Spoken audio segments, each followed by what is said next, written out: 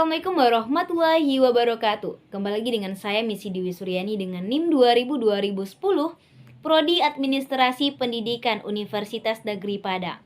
Dalam mata kuliah Administrasi dan Supervisi Pendidikan yang pastinya dengan Bapak Dr. Hanif Al-Qadri. Dan kali ini saya akan menganalisis berbagai macam bidang garapan dari administrasi pendidikan. Dan kali ini saya akan melihat administrasi layanan khusus. Ingat, layanan adalah satu bentuk kegiatan, memberikan satu kondisi kenyamanan buat orang yang kita layani. Namanya juga layanan paripurna, khusus, disengaja, dan kondisinya memang luar biasa, sama dengan teman dan teman khusus. Kalau teman ya biasa aja, semua orang bisa jadi teman. Tapi teman khusus, maka perlakuannya juga berbeda, perhatiannya berbeda. Segala sesuatu mau kita lakukan demi dia baru disebut dengan teman khusus.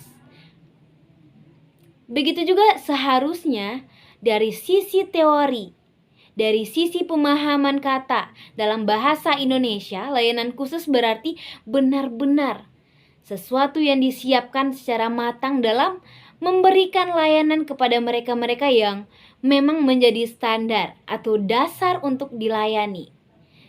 Kalau untuk sekolah berarti untuk siswa. Kalau untuk perguruan tinggi berarti kepada mahasiswa.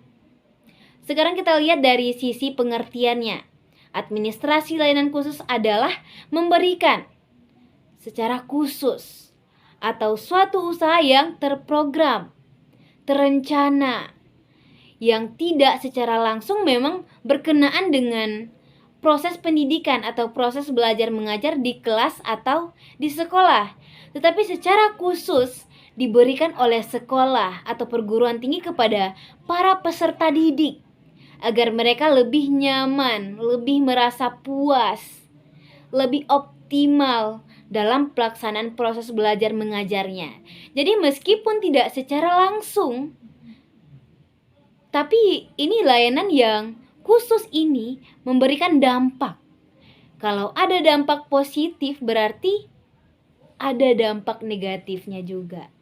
Sekarang kita lihat apa saja sebenarnya jenis-jenis dari layanan khusus tadi yang semestinya disediakan secara khusus oleh sekolah atau perguruan tinggi kepada peserta didik, kepada mahasiswa ataupun kepada siswa. Apakah benar-benar disediakan secara khusus dalam pengertian khusus yang sebenarnya? Di antaranya adalah layanan perpustakaan, layanan laboratorium, UKS, kafe juga termasuk layanan khusus yang disediakan oleh sekolah atau perguruan tinggi karena memberikan dampak secara tidak langsung bagi proses kegiatan pendidikan, pembelajaran di sekolah ataupun di kelas. Sarana ibadah, asrama, layanan koperasi, layanan transformasi, toilet. Toilet ternyata juga masuk dalam kategori ini. Kita coba lihat satu-satu. Perpustakaan. Perpustakaan dalam pikiran kita adalah tempat menyediakan atau satu ruangan yang sejuk, yang bersih, yang enak, yang nyaman, yang menyediakan sumber-sumber belajar. Iya, isinya buku. Apalagi menurut perkembangan zaman sekarang, tidak hanya buku, tapi elektronik, buku elektronik, e-learning atau e-book, jurnal, artikel. Jika layanan perpustakaan ini sebaliknya, tidak enak, tidak nyaman, sempit, dan sebagainya, maka akan ada persoalan. Barangnya ada, tapi khususnya menjadi hilang. Layanannya ada, tapi dalam bentuk fisik saja belum terpenuhi, apalagi batinnya. Sehingga kebutuhan mereka, keinginan mereka untuk datang ke perpustakaan menjadi nomor sekian. Lagi-lagi tidak bisa disalahkan.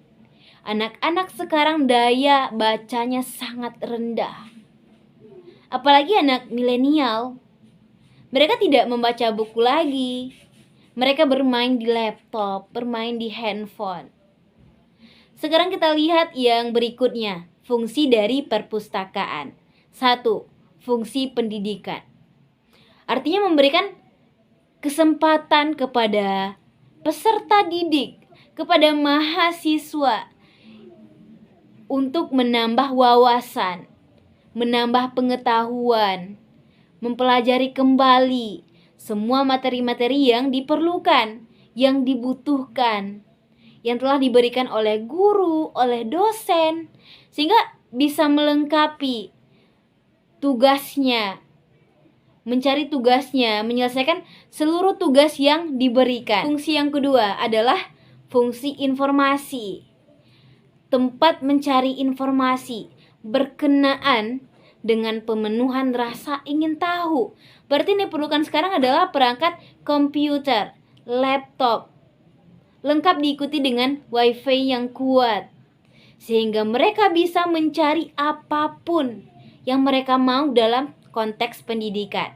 Fungsi yang ketiga, fungsi rekreasi. Ini yang amat sangat luar biasa jadi persoalan. Rekreasi bukan berarti mereka jalan-jalan di perpustakaan, tetapi mereka bisa melalang buana pikiran, mata, melalui tools-tools yang ada di laptop dan komputer. Begitu cepat mereka melihat universitas terkenal di luar negeri, perguruan tinggi yang hebat di luar negeri, e-learning atau jurnal atau artikel. Bagaimana keadaan satu kota, satu negara, dan juga apakah ada wifi? Jika tidak ada wifi, tanpa adanya wifi, rekreasi tidak akan pernah terjadi, tidak akan pernah terlaksana. Mereka tidak akan mendapatkan internet, tidak akan bisa mencari tahu apapun tanpa adanya wifi ini. Fungsi penelitian. Menggunakan perpustakaan sebagai jawaban terhadap apa yang ingin diketahui, terhadap berbagai pertanyaan ilmiah yang ada dalam pikiran mereka. Peserta didik kadang-kadang lahir sebagai orang-orang yang hebat tanpa harus bertanya ke guru. Justru kadang-kadang sudah bertanya ke guru akan tetapi jawabannya tidak memuaskan. Karena ingat, tidak semua guru kita yang mampu beradaptasi dengan perkembangan zaman sekarang, perkembangan ilmu pengetahuan, kekinian. Sementara peserta didik ada di tengah-tengah wadah itu. Hasrat keingintahuan mereka, hasrat penelitian. Jadi kalau itu tidak tersedia, maka tersumbatlah hasrat tersebut. Laboratorium. Laboratorium adalah sarana menunjang pembelajaran, baik tertutup maupun terbuka, yang dipergunakan oleh guru, oleh siswa untuk melaksanakan praktikum. Praktikumkah namanya? Penyelidikan, penelitian, percobaan, pengembangan, atau bahan-bahan pembekuan. Banyak. Setiap sekolah, setiap perguruan tinggi harus mempunyai laboratorium sebagai sebuah layanan khusus. Sekolah atau perguruan tinggi seharusnya mempunyai layanan laboratorium yang membumi adalah prospek yang dimanfaatkan untuk proses pembelajaran, mendukung proses pembelajaran. Karena apa? Teori yang didapatkan langsung dicoba di laboratorium. Kalau peralatan tidak ada, tidak lengkap, kira-kira percobaan yang dilakukan bisa tidak? Untuk itu harus tersedia layanan laboratorium ini. UKS. UKS itu katanya adalah usaha kesehatan sekolah atau usaha kesehatan masyarakat yang dijalankan di sekolah agar mereka sehat dalam proses pembelajarannya, karena terjadi satu kondisi yang membuat mereka perlu layanan kesehatan. Mereka punya tempat, tidak harus pulang, tidak harus segera ke rumah sakit, dibawa ke rumah sakit. Tapi ada layanan, minimal kalau memang kondisi-kondisi masih dalam frekuensi yang bisa diatasi. Sehingga apa? Sehingga menjadikan peserta didik sebagai sasaran utama dalam konteks UKS ini. Dan personalia sekolah lainnya sebagai sasaran tambahan. Sehingga selalu ada solusi. Ini yang menarik nih. Kafeteria. Kafeteria adalah layanan makanan, layanan minuman yang dibutuhkan oleh peserta didik pada waktu istirahat, pada waktu sakit perut, pada saat mereka tidak sempat sarapan di sela-sela mengikuti proses pembelajaran. Sehingga apa? Tidak menjadi gangguan ketika mereka telat datang ke sekolah dan tidak memungkinkan sarapan di rumah, dan guru memberikan kesempatan mereka untuk sarapan dulu, tapi melalui strategi-strategi yang sudah didesain.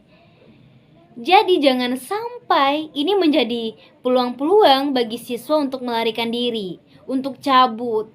Sehingga sekarang kafe-kafe dijadikan sebagai tempat mereka melarikan diri, melepaskan diri dari satu mata kuliah atau satu mata pelajaran tertentu, duduknya berlama-lama. Artinya tidak ada kerjasama antara pengelola kafe dengan sekolah. Harusnya ada terikatan antara sekolah dengan pemilik kafe. Tapi secara umum, kafeteria itu dikelola oleh sekolah, sehingga betul-betul bisa deteksi dan memberikan dampak dan manfaat untuk menunjang proses pembelajaran. Berikutnya adalah sarana ibadah. Cukup memprihatinkan sebenarnya. Tapi beberapa konteks, beberapa kondisi, beberapa perguruan tinggi sudah mulai.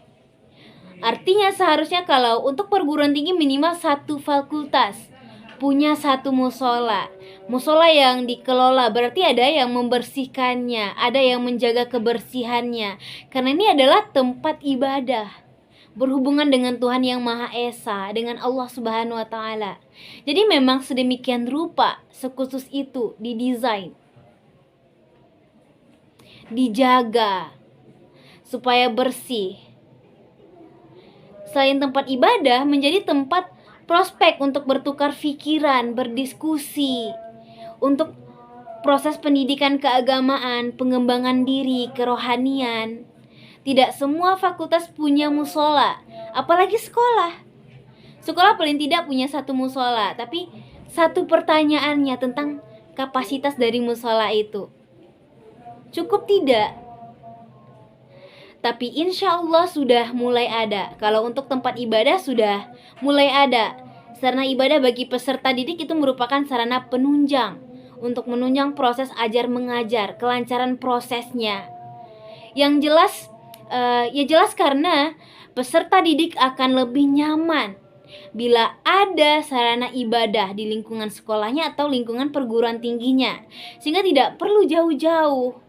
Sehingga efektivitas dan efisiensi kalau sekurang-kurangnya di setiap fakultas ada musola, maka akan mudah didapatkan, sehingga benar-benar bisa membantu, tidak mengalami gangguan ketika proses pembelajaran terjadi. Tetapi mereka ingin beribadah, tidak memakan waktu yang lama untuk pergi ke musola yang jauh, ke masjid yang jauh dari sekolah atau fakultasnya atau perguruan tingginya. Begitu juga dengan asrama, koperasi, transportasi, banyak lainnya. Begitu juga dengan toilet yang dikemukakan tadi. Semuanya adalah layanan servis yang sengaja diberikan kepada peserta didik agar menunjang proses pembelajaran, bukan menjadi gangguan, tetapi memotivasi mereka untuk belajar lebih nyaman dan lebih giat lagi. Dan peran guru ya di situ. Peran guru di lingkungan sekolah terlibat dengan pengelolaan dan pemanfaatan sarana penunjang karena mereka yang paling tahu. Dan mereka juga yang nantinya akan memberikan masukan. Mereka juga terlibat dalam kondisi mengambil keputusan. Cukup demikian analisis saya tentang administrasi layanan khusus. Saya akhiri dengan wassalamualaikum warahmatullahi wabarakatuh.